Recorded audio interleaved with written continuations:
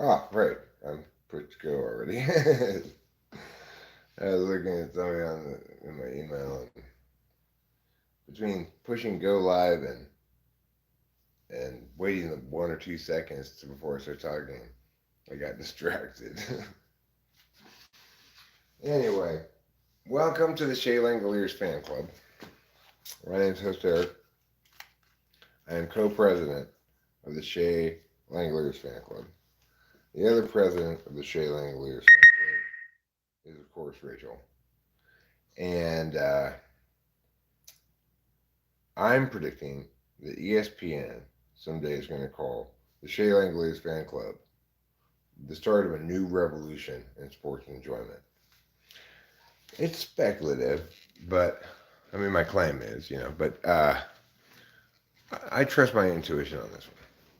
I think the Shea Langoliers fan club is going to set the standard for enjoyment of baseball by non-players for generations to come.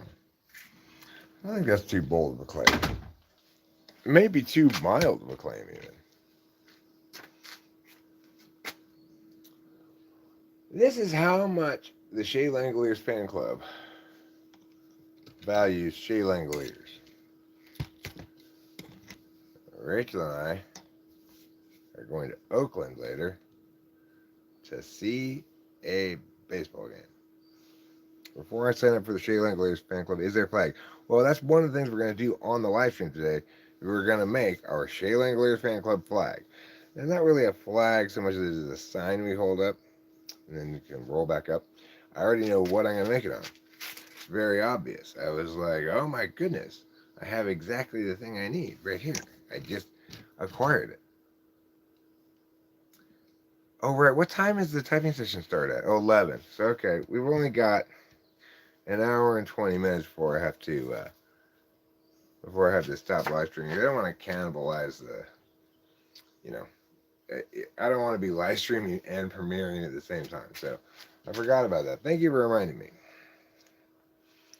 That lady, she originally said don't publish, but she emailed me yesterday saying go ahead and publish. So, she emailed me saying will you publish this please? So I said okay, of course, sure. Because also it was a reply to an email where I shared the link with her, so I didn't have to find it. Finding things, that's not so much fun. But knowing where things are, that's fine. I got a new thing for my tripod. It came in the mail yesterday. So my broken camera holder problem has been resolved. Hi, Boba Fett. And I no longer have to feel fretful regarding the fact that my phone's going to fall over or I won't be able to elevate the phone high enough that it's a good angle. Now, with full operation back with my tripod, I can do this.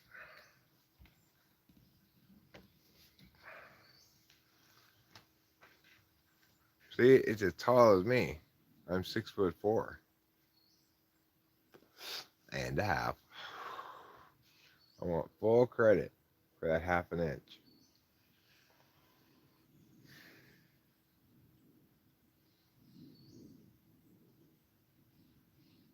So I got up this morning around 6:30. I went to bed pretty early last night. I crashed freaking super hard all night long, and then the reason was in part because not last night but the night before I went to the Indian casino for the third time. The first time I went to the Indian casino, I won $450. The second time I went to the Indian casino, I won $580 or $75. This time I went to the Indy Casino. I won $1,000 even, just $1,000 exactly. I walked out as I was $1,000 up, and I couldn't believe it. Playing three card poker on a $200 buy-in. It wasn't. It's not poker, It's a table game. They call it three card poker because it the hand rules are according to poker, but you know, I know. It's like I what crazy. I was shocked. I went there fully expecting to lose because I had won the last two times. Nobody's gonna win three times in a row. I fucking won $1,000. So and I will honestly report on the outcomes regardless. So I'm gonna try not to. I'm gonna try to be very respectful to the slabs and delay going back to the casino for quite some time, so that next time when I go again, the slabs are prepared to at least give me a chance to win again. You can't push too hard on those lucky streaks, or they'll just evaporate before you. Right now, Rachel and I are having a lot of good luck. I don't know why. I guess it's probably because we had a lot of shitty stuff we had to deal with before or something. Those are the NI kind of justifications of things. Um, and that casino win paid for dinner last night. It's gonna pay. It covers the tickets for today. We once again you wait to the last day to order your A's tickets, and the price goes a lot down. So when I looked at these same tickets like a week ago, the price was uh, like 350 or 375 or something like that each. And I was like, no, we're not paying that much money to go to anything. Because the time before we had gotten them for 150 bucks a piece. Well, I just got them for 170 bucks a piece, which is kind of expensive for baseball tickets, but um, same deal. Third base, field box, first row. So best seats you can get, really. I think you could prefer maybe to sit behind the plate, but I like the fact that the field box is extended out onto the field a little bit. You're really close to the A's bullpen, so you can really watch them warming up the pitchers. You're really close to the dugout. It's nice. And every time Shea Langoliers comes up to bat, uh, we're gonna hold up our sign that says the Shea Langoliers Fan Club. Hopefully, we'll get on TV. I think we're gonna buy a couple Shea Langoliers jerseys as well. Anyway, that casino win should pay for dinner last night plus all today, including the mushrooms I bought. Almost including the mushrooms I buy at least. Because once you get into the A's game, you don't have to pay for anything. Once you're in the field box, they give you a bunch of free stuff. I mean, we're gonna buy Shea Langoliers jerseys too. So if they have them in the store, we're gonna buy those. Um, but yeah, so that's pretty cool. We've gotten a lot of wedding planning stuff done here too.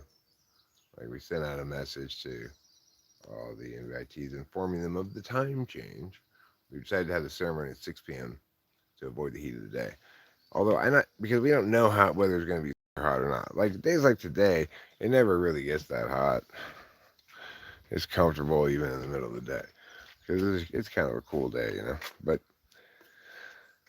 July 8th isn't well known for being a cool day, and granted, the weather report at this distance out isn't very accurate, but the windows were, I don't know, their little news thing at the bottom of windows.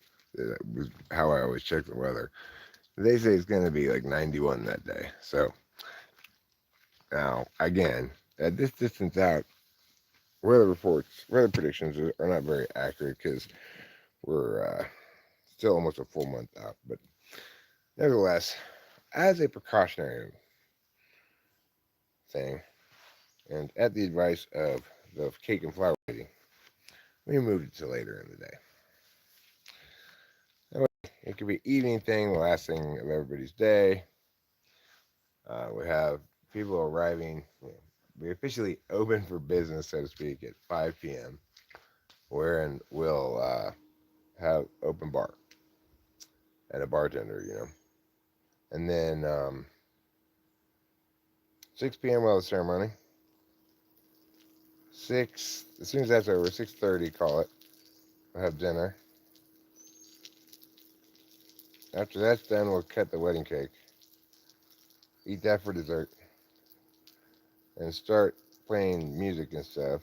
We'll start playing music probably even during the eating time, but um, we'll do the father-daughter dance, and then just have like some more just music playing. People can dance if they want or whatever.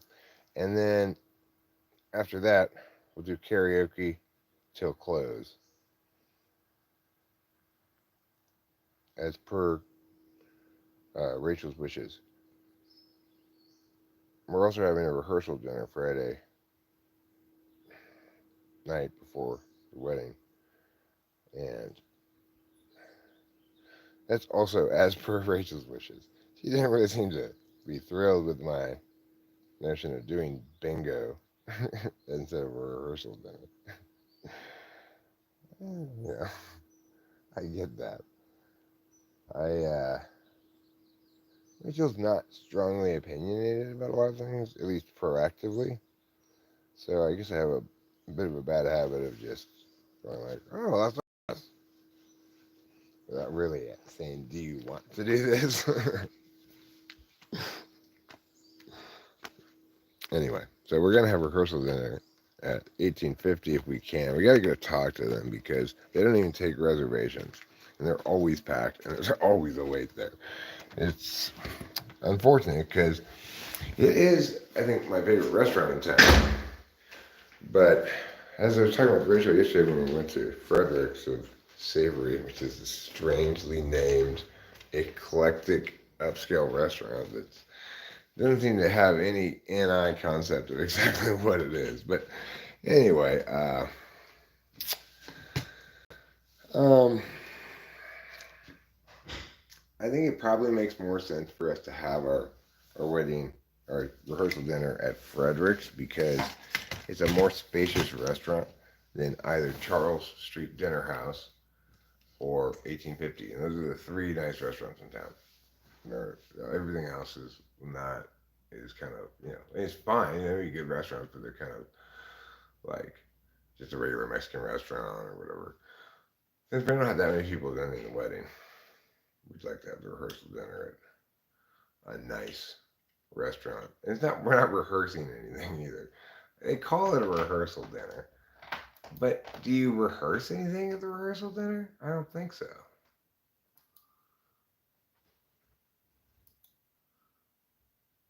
Anyway, I had to sign this verification thing.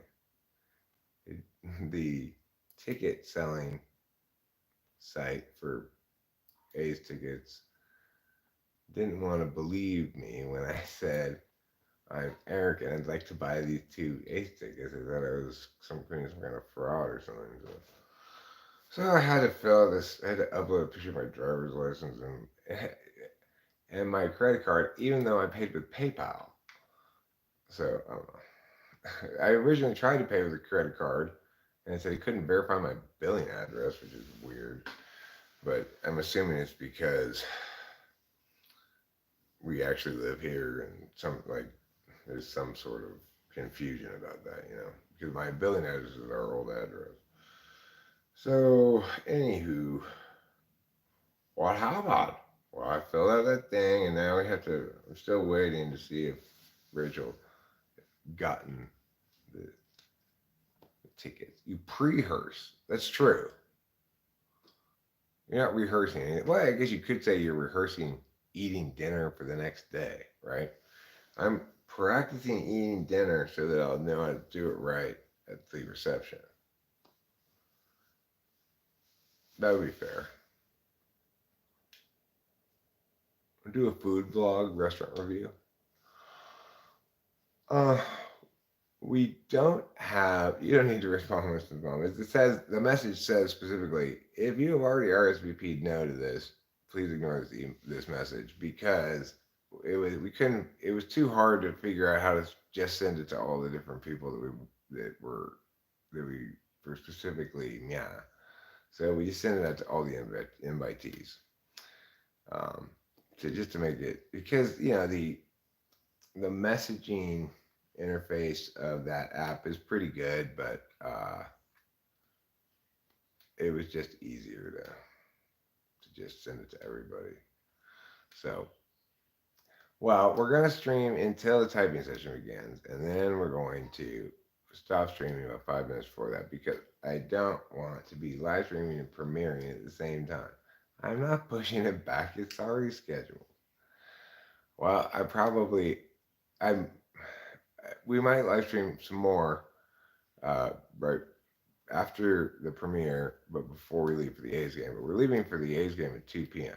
It's a 6:45 start time, and it's 3 hours into Oakland. Plus, I want to go to the mushroom store. Plus, we'll need to stop and get lunch, like in Merced at 3 o'clock or something. We should probably eat a little something before then, or we're going to be starving. But I'm not particularly hungry because, in support of this plan, Rachel and I each took 2 Vyvances today. Taking 2 Vyvances is kind of like I remember I saw this meme one time of this like guy like with his eyes open wide and like a bedazzler in his hand or something, or like a jacket that had just been bedazzled or something, and it said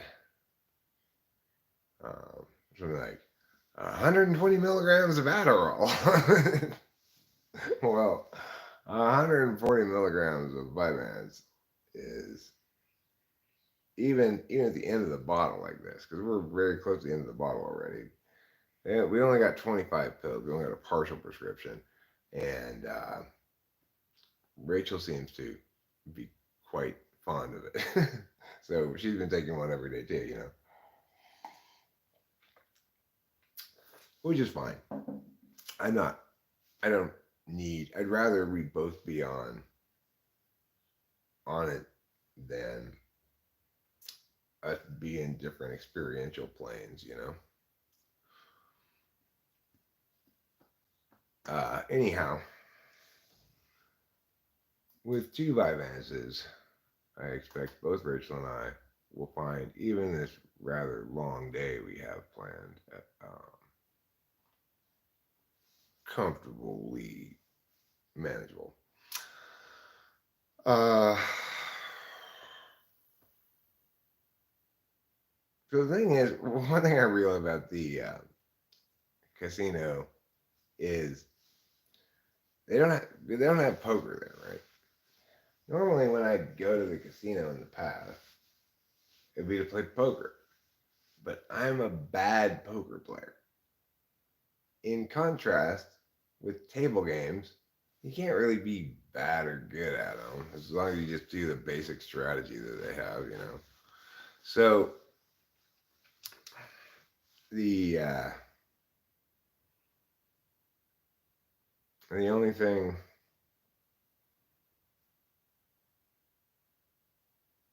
the only thing you can do is either get lucky, go up a little bit, then leave. The thing is, if you play a slow one like a 3 card poker, I was playing 2 different hands at once, and I just kept going up and down a little bit for a long ass time, right? Until I hit a straight flush.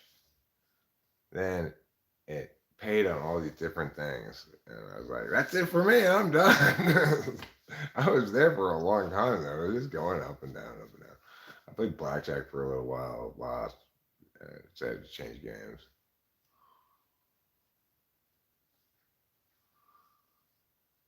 I have tried Viagra, um, a long time ago,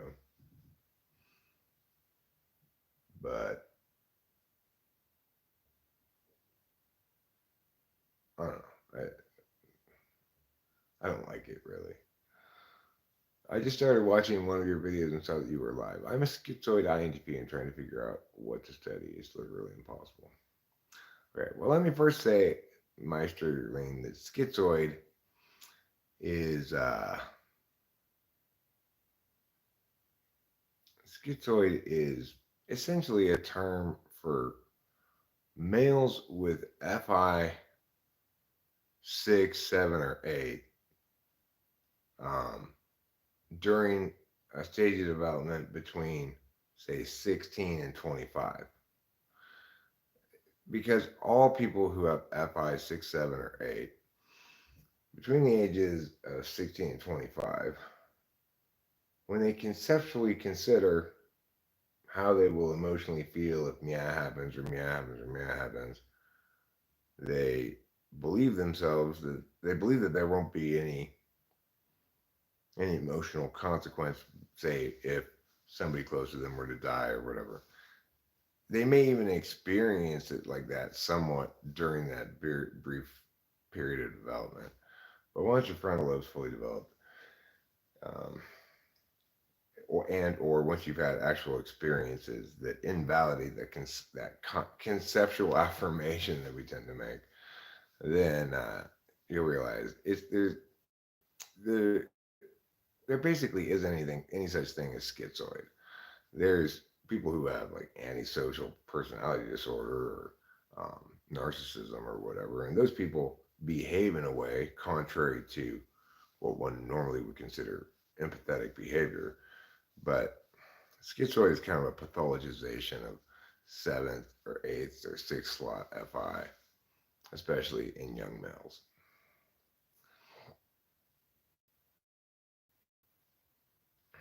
So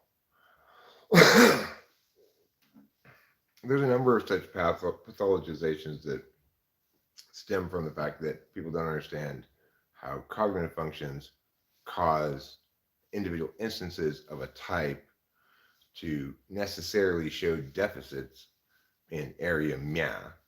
So instead, they think there's something wrong with those people. They don't use FE enough, or there's something wrong with those people. They're not connected enough with their feelings, or there's something wrong with those people. They're too hyperactive. They've got attention hyperactivity disorder or something. It's it's bullshit. It's all bullshit. Or they're autistic because they're not FE enough. Those things are all pathologizations of legitimate variation within types. Between types. And on the other hand, things like narcissism, antisocial personality disorder, borderline personality disorder, those have nothing at all to do with type and are legitimate classifications, albeit sometimes kind of hard to uh, determinedly be determinate about. Like, is that person a clinical narcissist? Well, that can be it'd be hard to prove in a court of law, right?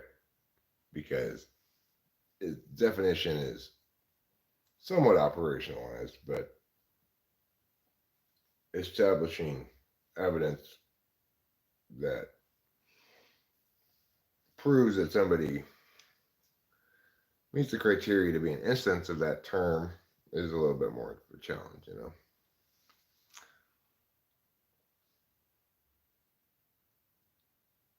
I bought a good INTP book a few years ago. I think I'll actually finish that. Don't bother, my Australian. Seriously. Everything written and talked about on the internet about typology that's not talked about here is talked about wrong. Everything you read will be misleading. It tends to be either a correlative kind of overarching type description, like ISTPs are good at meow or some bullshit like that. You can't possibly understand typology or yourself, according to the maps of typology, through that kind of nonsense. Around here, I practice what is I deem defensible typology, meaning terms are operationalized, tests can validate because they've got actual stacks of empirics showing like people who display this deficit attentionally as established by these skills tests that are more or less ungameable. etc. correlates with man. That's the proper way to do something like modeling human consciousness. Jung had the right idea, but his presentation was all NI, no TI, and to properly understand things, of course, you have to parse them in full with extroverted intuition and introverted thinking, and you have to have the epistemological skills to do it right, which is to say, you have to be well practiced and talented at understanding what comprises a sound case for to have a good understanding of the relationship between claim making and justifications. Everybody except around here talking about typology does not have that. And the problem, as I mentioned before, is in typology, you've got an explanation that does something different than almost all explanations do.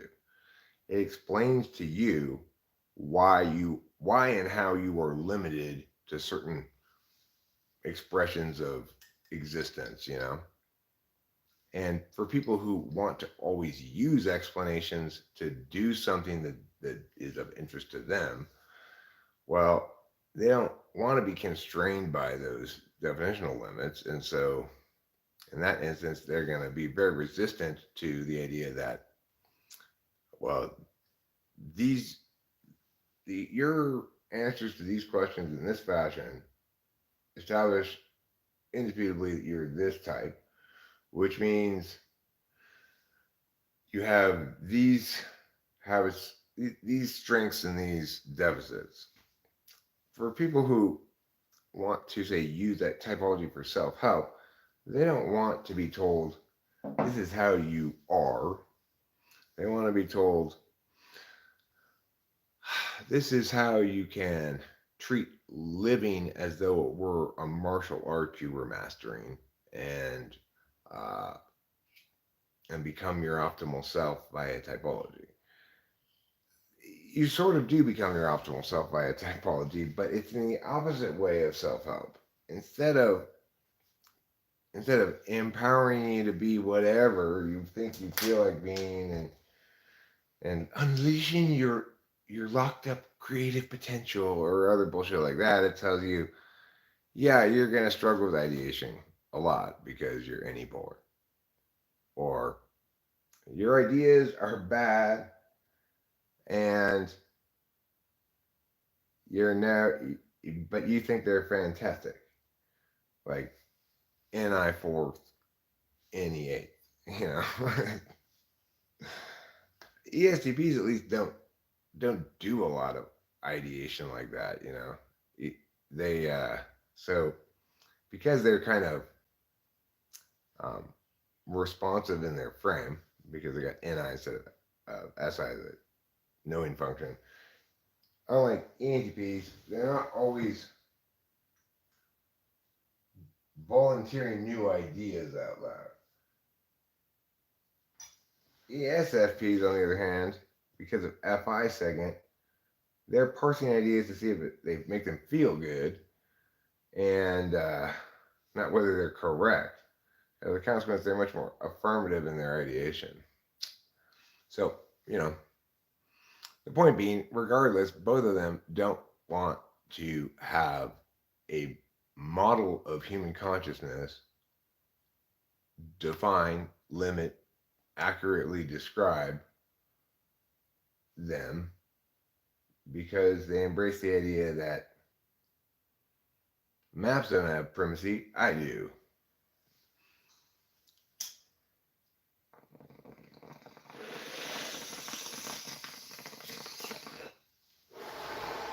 For most explanations, the explanation and that frame of reference are not inconsistent. Like,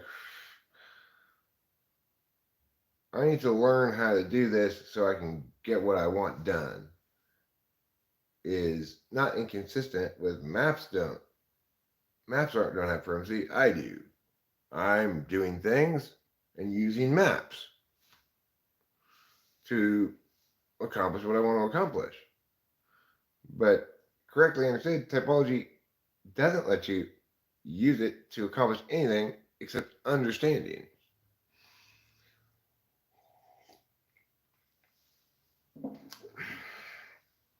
And a correct understanding is not empowering of the self, except insofar as you no longer are groping around in the fog of wrongness.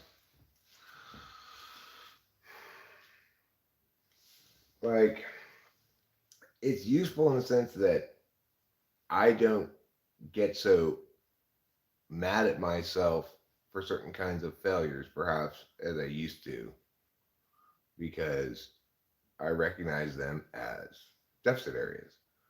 I'm more willing to ask for help or listen to somebody else and follow their advice regarding TE things because I'm actively aware of the limited kinds of TE that I have expertise in, which are not.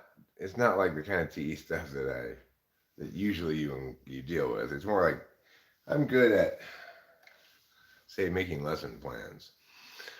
That's a very TE task, and that's the kind of TE I'm good at. I'm good at converting um, a concept into an order of operations, but I'm not good if that's not my concept. So it's like when it comes to, or even if it is my concept, but it's not a concept.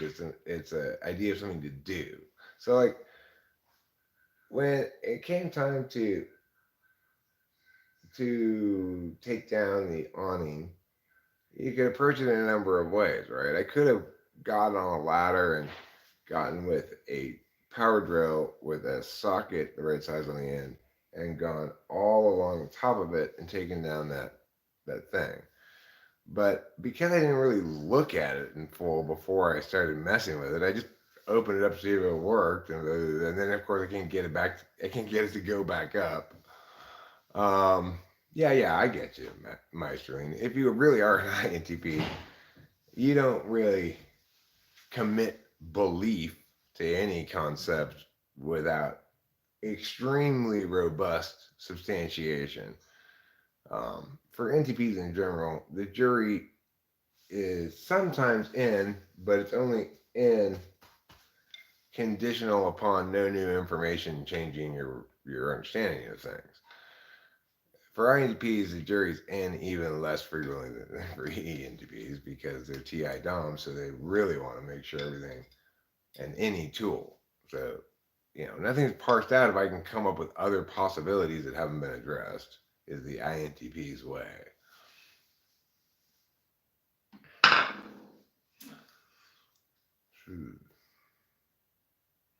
Oh, because it's like a massager for this part of my shoulder that gets stiff. There's one part of my shoulder right here, especially, that gets stiff, and it's mostly on the right side. It's a little bit on the left side, but the left side doesn't really bother me. But this right shoulder, it's like when I have been like active, busy, or whatever, say, or even just like say on the computer, like leaning over a bunch and shit. It gets so that I call it, what I call it, the loaf, where you can't really even push down with your fingers. It's just like this hard rock of shoulder muscle. I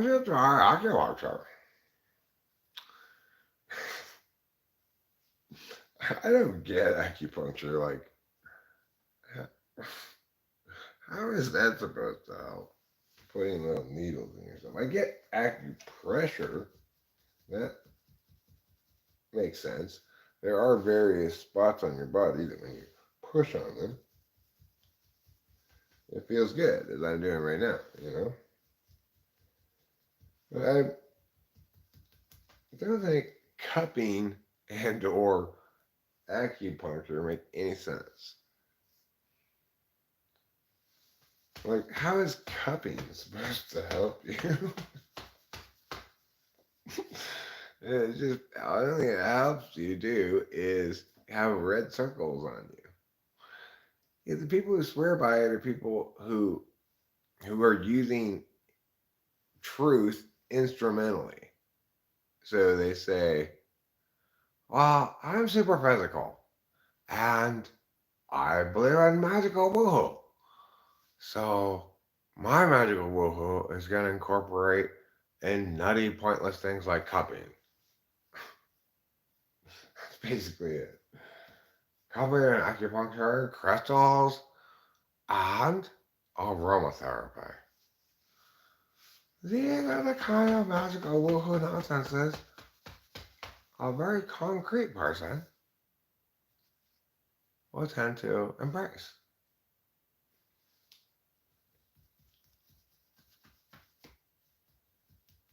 We all have our affinity for different kinds of woohoo, you know? My affinity for woohoo is aliens, paranormal, Sasquatchy stuff. But of course, I don't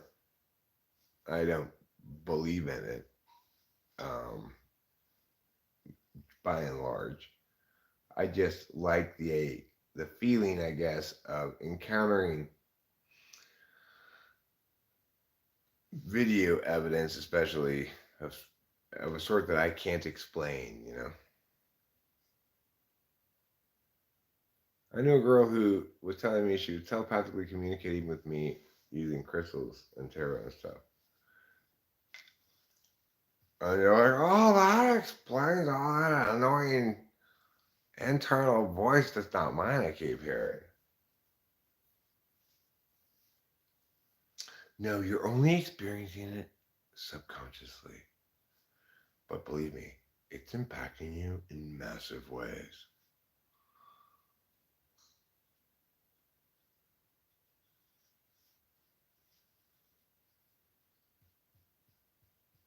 Winston's mom says, I was super impressed with how you summed up the evidence that David George offered, or did not offer. He said everything I was thinking. Yeah, I'm much by surprise. I don't mean to be insulting at all, but the flagship on this was Bobby, actually. Who's not, who I don't normally associate with the guy who's got the right perspective on everything all the time. But uh, he took the lead on this one. He's the one who, well, actually, Carlos Paeva is the one who brought it up, but Bobby was the first one to call bullshit on it. And of course, he called bullshit on it categorically because he doesn't believe in aliens categorically already. But regardless, he's right. So give credit where it's due. Bobby led the charge on negating that. Mr. Bobby, let's say. That's who I'm referring to.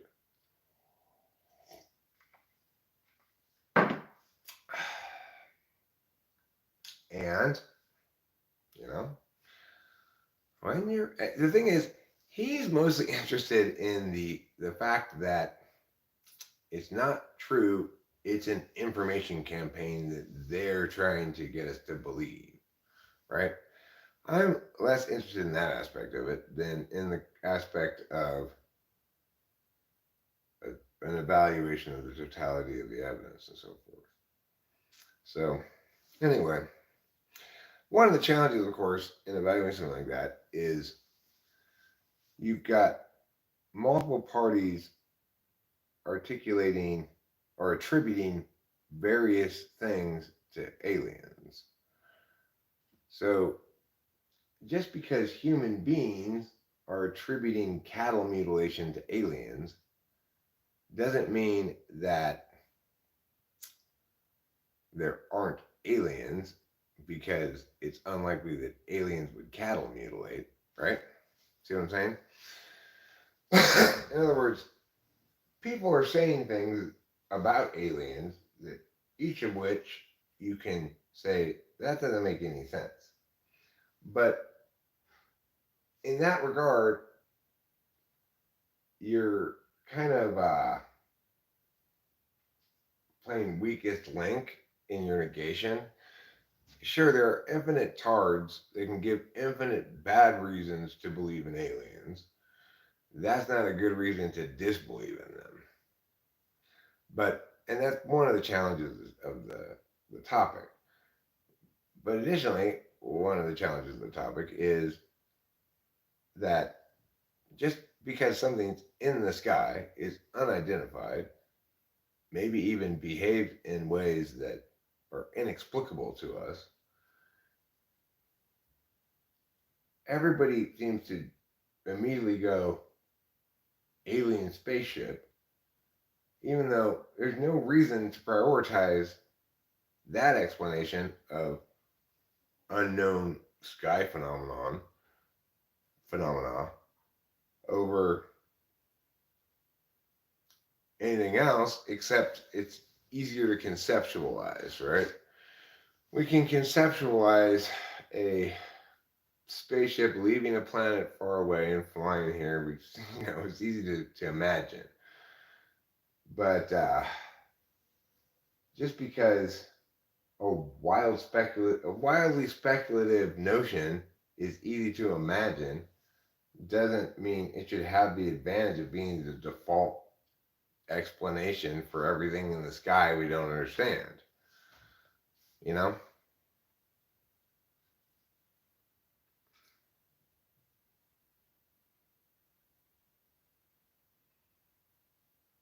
They did sound a bit high, although one may sound high if one has something scary in one's yard.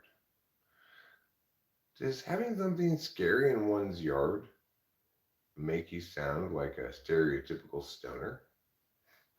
Oh my god, there's something scary in my yard. Oh, what am I gonna do? Do they have any chips? What was the scary thing in your yard? It turns out it was Madonna. I went outside the other day and there was this hideous creature emanating this repulsive aura of completely undeserved self-aggrandizing delusion. And I said, what is that evil thing over there? And I looked more closely and it was Madonna.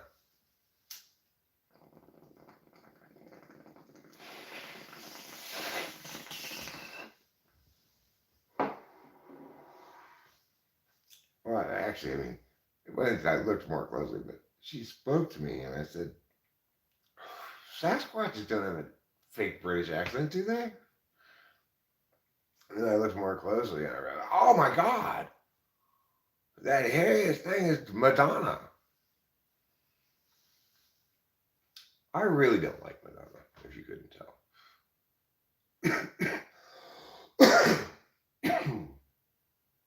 She's Madonna, bitch. That's not something she should be celebrating.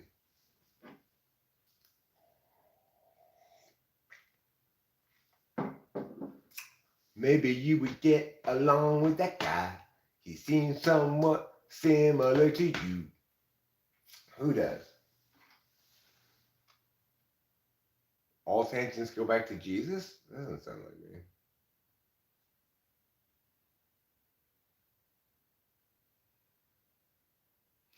I mean, the thing is, why would they? Why would those are totally unrelated things. Each of them should be argued independently. The guy who's arguing in favor of the earth being flat is wrong about that. And regarding global conspiracies, there are some conspiracies. There are conspiracies by powerful groups and agencies and stuff. But that's not news. The mistake of the conspiracy people is to think that there's some single or small monolithic group who are controlling all the conspiracies, who are managing everything. In fact, there are myriad independent agents, either individuals or groups, who are attempting to do various things all the time. Some of those things are shady, and people who try to do shady things try to do them under the cover of darkness. That's why the light of day, transparency, talking about things, responding to things online, such as when somebody copyright strikes you, making a video saying that's not cool, is important, right? The light of day cures wrongness and prevents and punishes evil. Secrecy and hiding always results in bad shit. So, like, and you can tell who's a bad person in part by how much they think they can exploit your privacy, use it against you to good effect. Because those people are the same people who have secret things they don't want anybody to know about, right? That's why they assume you must be the same as they are. Michelle Schock thinks that telling me that she knows where I live and she's going to serve me papers and stuff, that's going to scare me, right? And so I make videos calling her out on what I deem to be bad behavior. Even if I'm wrong about that, it certainly is publicly protected speech, and I'm engaged in civilly. I'm engaged in a civil discourse, not it's actually ideationally making progress and accomplishing things.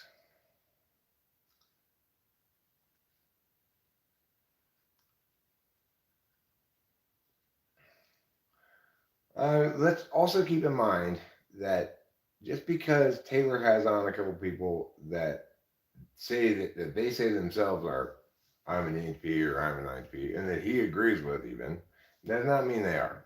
So until I actually type somebody, I'm very unconvinced because look, we have an example of CJ, who just by watching him rather than typing him, I was pretty convinced he must be an ENTP. And then when I type him, it becomes indisputably clear that he's an ISFJ.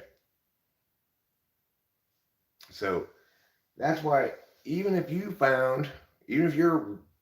right about typology in general, and you felt fairly convinced by what you saw that was an actual INTP and an actual INTP, and Taylor, who's very knowledgeable about typology, agreed with them, nobody typed them, right? And I have examples, concrete examples like the one I just gave, of how people can even fool me if I'm just watching them. You have to engage them with actual assessments and an actual typing session before you can meaningfully conclude that they are what they say they are. Just how it goes. And to operate under the assumption that they are those things, well, you may be doing an excessive service or a disservice to the actual individuals who have that type, depending on what you're saying about them or what you took away from it. Regardless, unless you confirm with a typing session that they are, if you're trying to understand further using those examples, the type in question, and they aren't that type, it's just going to lead you astray intellectually. So, I wouldn't even, it's like, if I had been telling that story, I would not even include their types in the story. There was this guy and this other guy and Taylor. Taylor's an ESTP. I know that. I've typed him enough to know that. I have typed him, so I don't have any doubt about it. And I've known him personally for a long time. So even if he'd be a bit of an exception regardless. But the point is, so I can assure everybody Taylor is an ESTP. What two types were the other two guys? None of us should think that we have any idea what type they are, including me, because there's just too many examples of someone's affect being very much like the affect of Mia, and it Turns out it's just an FE thing.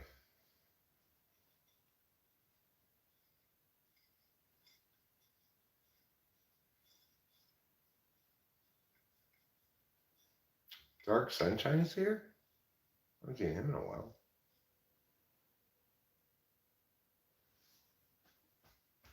Or he's just being talked about. I got to hit my shoulder with the hammer until the cows come home. Would you guys like to help me make the Shea Langoliers fan club sign? You may recall from a previous live stream this, and from earlier in this live stream even, discussion of the removal of the awning.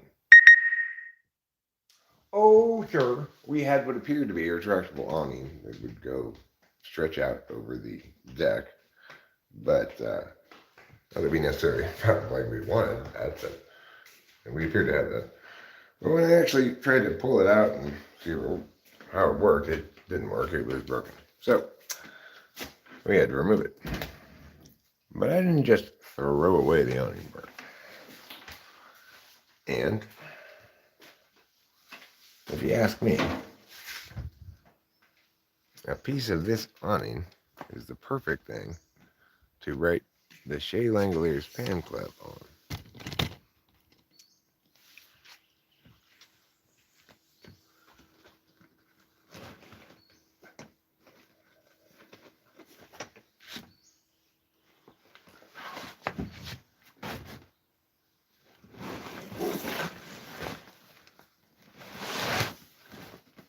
Okay, so let me just get this bit right here.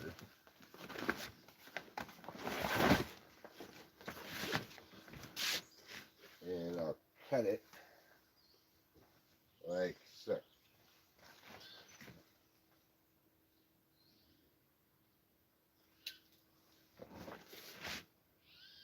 It should be about yay big.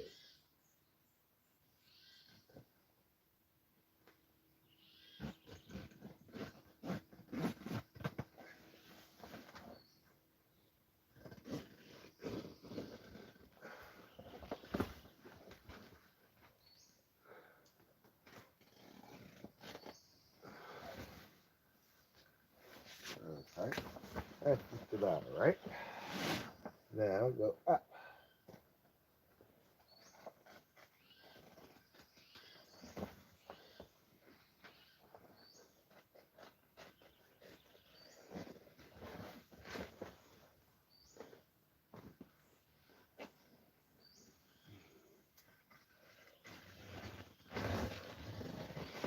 Okay, now I have the thing for my son. It's a little big.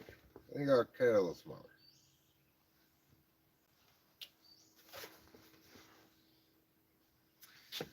Well, these lines on the patio are nice. This will let me cut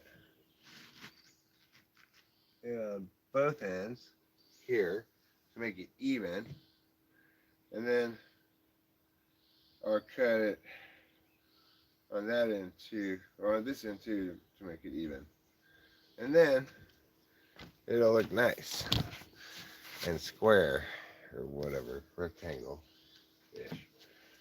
Okay, so I'm gonna start up here at this line, and I'm gonna go down to here, down right where my feet are.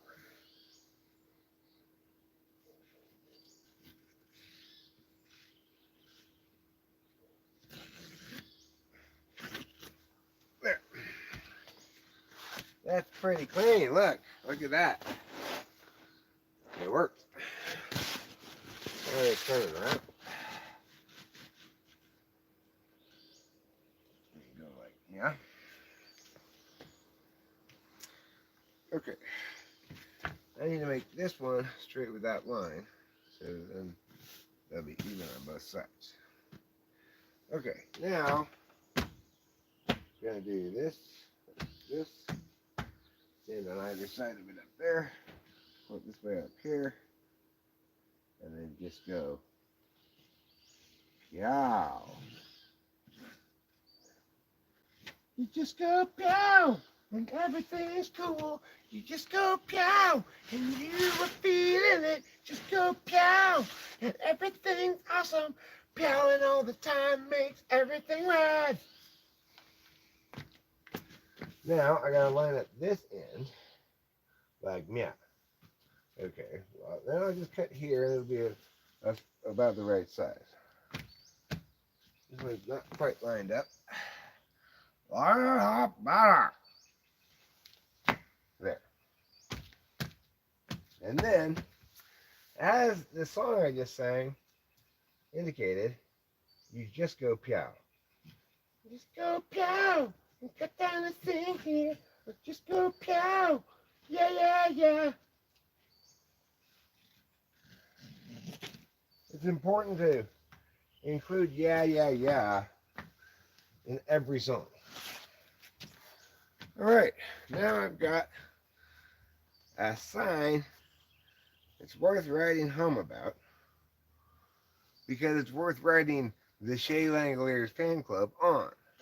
It's currently a little dirty because after I took it down, it rained on it a little bit, but it's probably dirty already because it was, it's old.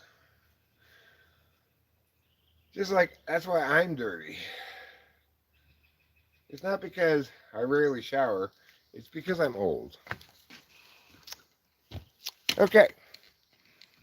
So, you're probably saying, Eric, this is so far amazing, fantastic stuff you have done here. Can you continue to keep up this high level of thrill, chill, excitement for our entertainment? I answer here in the affirmative because we've not even gotten to the best part yet.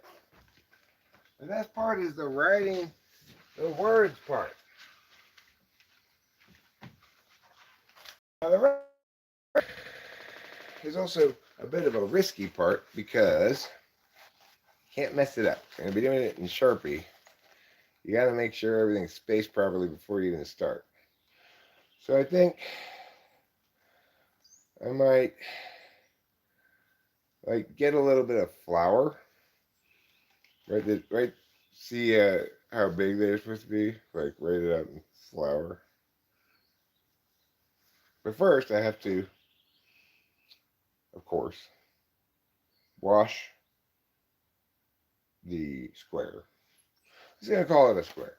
It's not quite a square. It's more of a rectangle than a square, technically, but it's close to being a square, so I'm just gonna call it a square.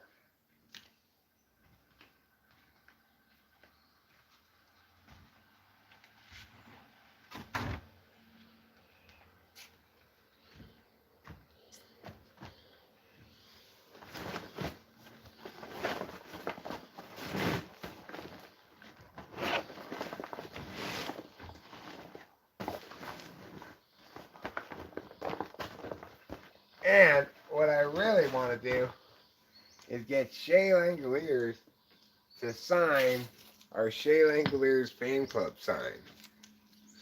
It's not impossible, you know? He might come over and sign that if we stick around towards the end of the game and say, like, bottom of the night, Shea Langoliers, after the game, will you come sign our Shea Langoliers fan club sign? It's not inconceivable.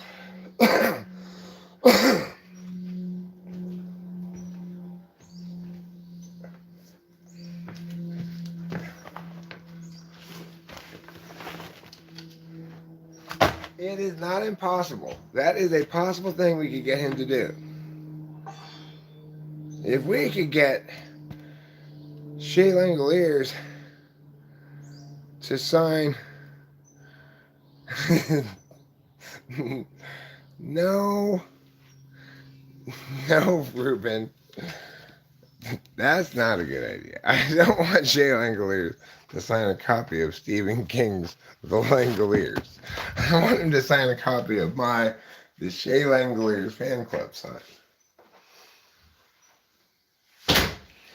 Now, of course, first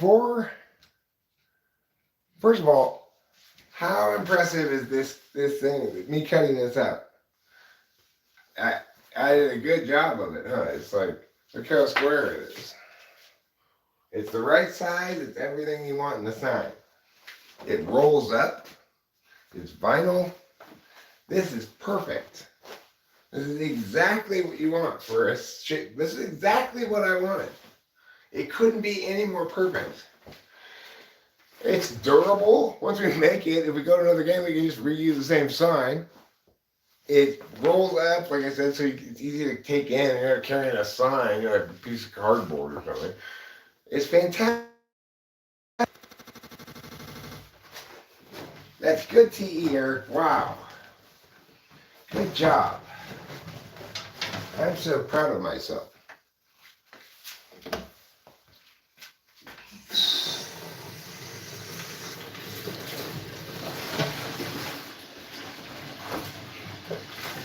I just have to wash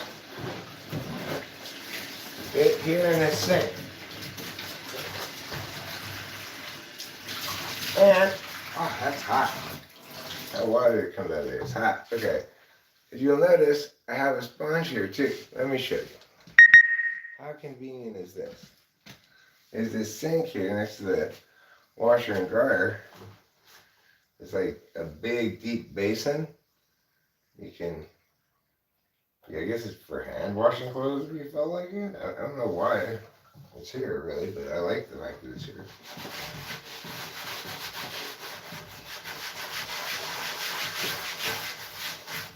That makes things like this easy.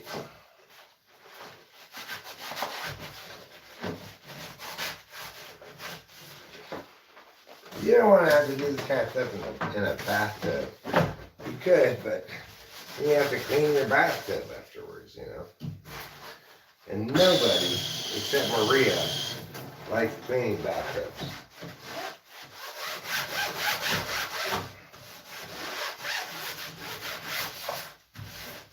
You might be asking, why does Maria like cleaning bathtubs? Well, of course, that's what I was thinking too. I asked her about it. Why do you like cleaning bathtubs so much, Maria? I said. She didn't give me an answer verbally, but the look in her eye suggested, don't go there. So, I don't know. Your guess is as good as mine. Well, it probably isn't, but they'll both be guesses. They'll both be equal in terms of the fact that they're both guesses.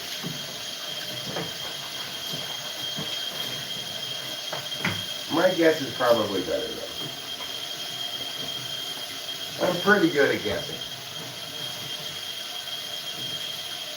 I mean, I'm not saying it's probably better than yours personally. I'm saying it's probably better than the mean.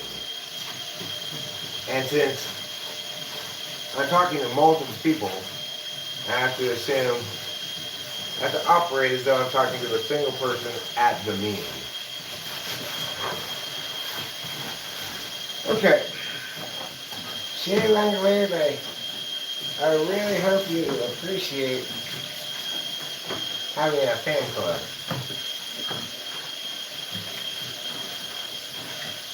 But tonight you're going to find out that you do.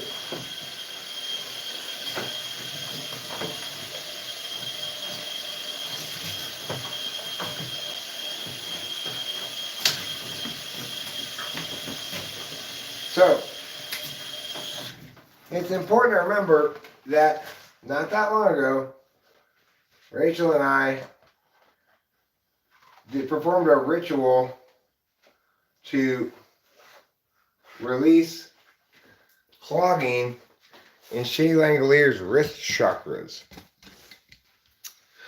Now, Going into tonight's game, the hapless A's, worst record in baseball, are on a 5-game winning streak. What? You know, I guess I intuited early on that Shea Langoliers' wrist chakras were clogged, and also that if we were to unclog those, you can have an unclogging domino effect. You know, like one clog comes loose and sends a bunch of sticks down a river and hits this other clog down here and knocks that clog loose. I think that's what's happened with the A's. The unclogging of Shea Langoliers' wrist chakras have caused a unclogging domino effect, and probably multiple other players have had various chakras unclogged due to the commutative effect of clogging. Not the commutative, the distributive effect of clogging.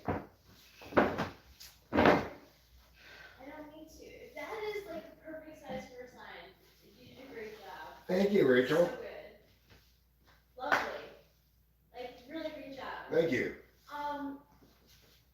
The cleaner just emails. I'm going to get back to her. Was that her rethinking the bartender? She put down 5 as a temporary thing? Yeah, that's what it said in the message you sent. Okay. Open bar starts at 5.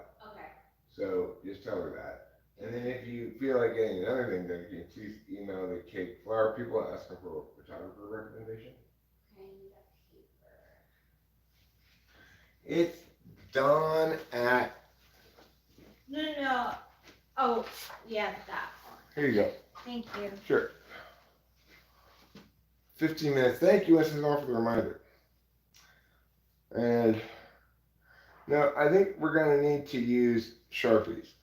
This next part is the harder part because you want it to look good and fit on there right, you know? Whoever said TWFP is a suit jacket, it's not a suit jacket, it's a pea coat. You're welcome. Thank you.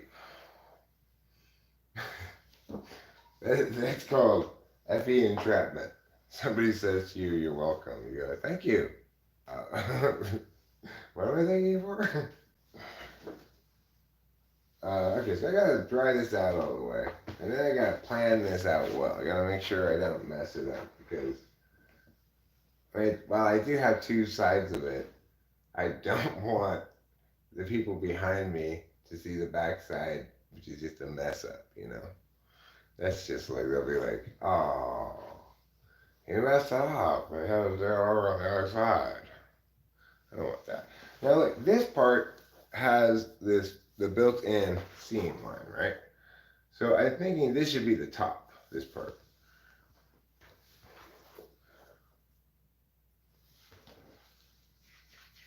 So anyway, I'm not going to start writing it yet because I think I need to eat a little bit of food.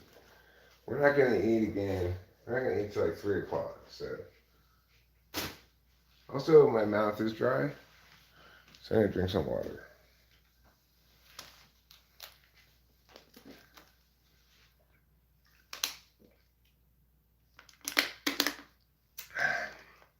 We are planning to buy, when we get there, 2 Shea Langoliers jerseys if they have them in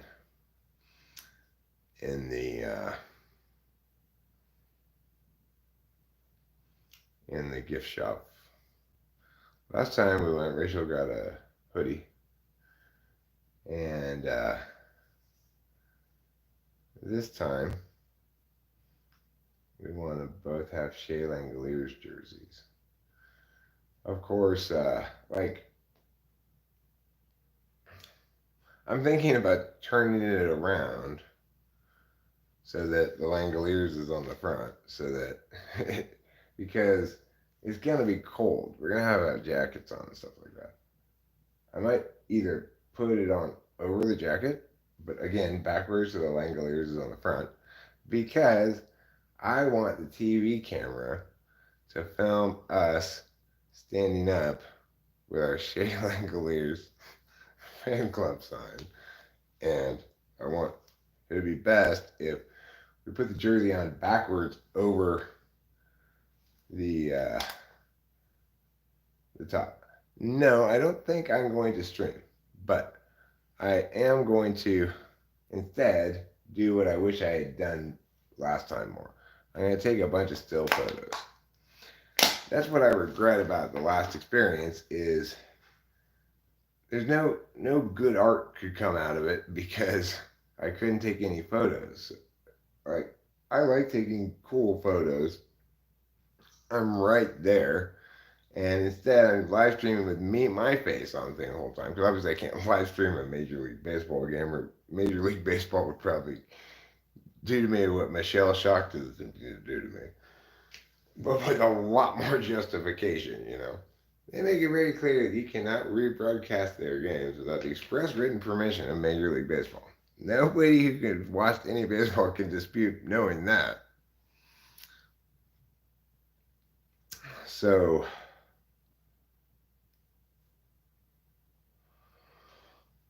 wouldn't FI fourth do FE entrapment? I'm not sure.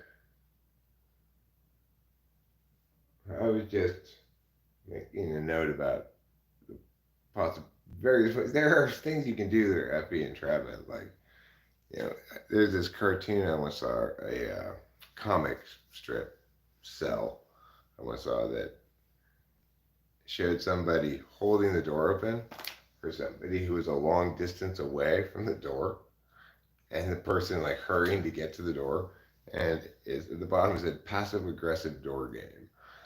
that's that's Fe entrapment, right? Like you're still a long ways away from the door, and someone holds it open for you, and then you have to scurry over there because they're waiting, holding the door for you. Ah. That's what I call Fe entrapment.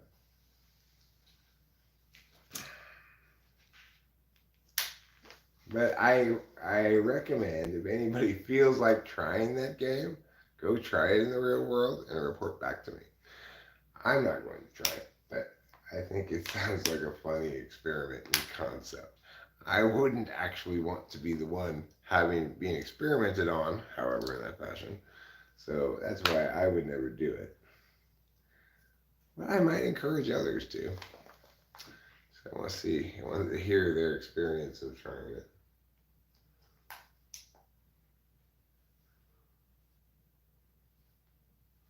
The chemical reaction between the reactive silica or alumina present in the Fa particles and portlandite formed during the cement hydration in the presence of water at ambient temperature. Pozzolanic reaction. Well, you know what I made yesterday? And in fact, I think I'll share this document in case anybody's curious about it. I was working with Chloe on conditional logic.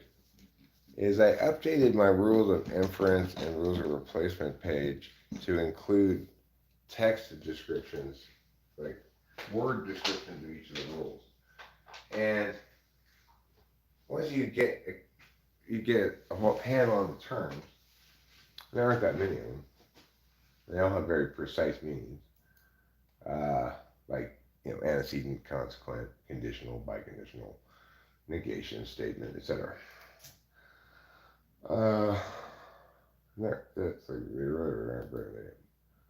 so like this. I went through each of these and explained what they were. Modus ponens. If you have the antecedent to a conditional, you can infer the consequent. Modus tollens. If you have the negation of the consequent in the conditional, you can infer the negation of the antecedent. Hypothetical syllogism. If the consequent of one conditional is also the consequent of the second conditional, you can infer a conditional where the antecedent of the first conditional is paired with the consequent of the second. Disjunctive syllogism. If you have the negation of one statement in a disjunction, you can infer the other statement. Constructive dilemma. If you have a disjunction of two antecedents, you can infer a disjunction of their two consequents. Absorption. In any conditional, you can infer a conditional with a conjunction of the consequent and the antecedent. Or you can infer a separate conditional, in other words. That's the difference between, never mind. Anyway, like De Morgan's, the negation of a conjunction is logically equivalent to a disjunction of two negations. The negation of a disjunction is logically equivalent to the conjunction of two negations. The negation of a conjunction is you got a negation outside the parentheses.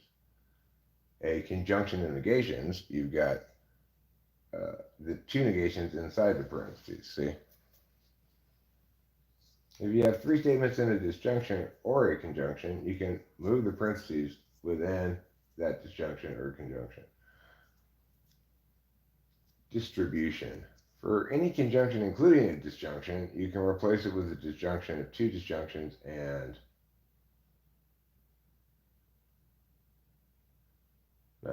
no and. Why is that and there? There'd be no and there. That's it. It's the end of the sentence. Period. For any disjunction including a conjunction, you can replace it with a conjunction of two disjunctions. Transposition was a hard one to write. Any conditional can be replaced with a conditional that places the negation of the consequent as the antecedent of the new conditional and places the negation of the antecedent as the consequent of the new conditional. That one, it took me a while to write that one because you want to get these things in one sentence, you know. Any conditional can be replaced by a disjunction of the consequent of the negation of the antecedent. You can replace any biconditional with two conditionals, with each statement serving as the antecedent in one conditional and the consequent in the other.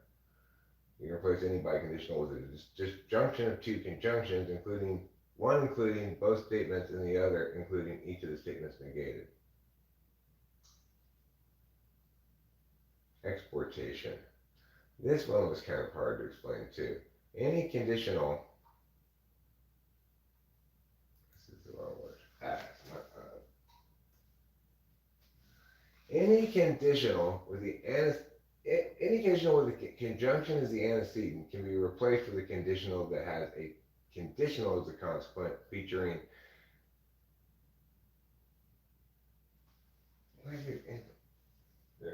featuring the two statements from the conjunction as the antecedent in the conditional serving as a new consequent. That one's hard to explain, right? It says here, if P and Q then R is logically equivalent to if P then if Q then R. And explaining that conversion of one conditional into two, provided the antecedent of the first of the conjunction, is hard to explain, but I'm very pleased with the way I explained it. And that's why, let me get rid of this stuff down here. And that's why I'm going to share it with you. Because I was proud of myself for doing a good job. And I think it's helping Chloe already understand. Because the reason I think that is because I had her work with the problem yesterday, like going like, okay, in the first problem, we've got a conditional with a conjunction as the antecedent and a disjunction as the consequent, like that, you know? So that's really helpful conceptually to understand things. But obviously, it's somewhat reflective of my function bias. I like things explained in words. I don't like to see an example of it done like that on the side and just be like, okay, well, I understand it now. You know, you have to, it's hard to convey that example is expressive of this broader concept because like somebody goes, modus ponens. If P then Q, P therefore Q. That's the rule, right? But of course, when you use it, P might be if and only if Q, then R and X. That might be where P is. That might be the P. That's why the old way without the words, it's kind of difficult for students to get that that you're talking about the symbol, really. The things on either side can be replaced by anything, but the rule applies. That's better understood through the words. All right, I got to end this 'cause I got a live stream starting. Okay, so I showed that. Now I got to go. Bye. I love you. Watch the live stream and watch the premiere if you want to, and see you later. Bye.